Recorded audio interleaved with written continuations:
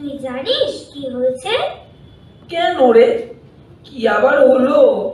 সে কি রে, তুই কিচ্ছু জানিস না? না। আমাদের স্কুলে 23 জন ছাত্র নাকি হাসপাতালে ভর্তি হয়েছে। কোনো পাত্তা নেই। কি গো, কিছু তো বলো। কানে কি যাচ্ছে না কিছু, নাকি কানে তুলো গুজে বসে আছো?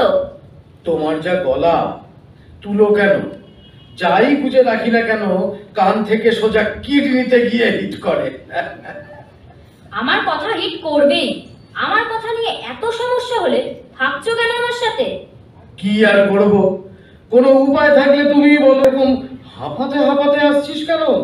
বাবা জানো, আমাদের স্কুলে 23 জনের ডেঙ্গু হয়েছে। বাবা, ডেঙ্গু কি কি করে হয়? শুনেছি না। লক্ষণগুলো দেখলে বোঝা যাবে যে ডেঙ্গু হয়েছে। একদম ঠিক। যেমন ধর, হঠাৎ করে তীব্র জ্বর এবং তা 2 থেকে 7 দিন পর্যন্ত স্থায়ী হওয়া, তীব্র মাথা ব্যথা, কোমরে ব্যথা বা সম্পূর্ণ শরীরে ব্যথা।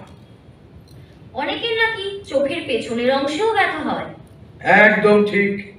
জ্বরের পাশাপাশি ত্বকে লাল লাল দানা বা র্যাশ দেখা যায়। এছাড়া কারো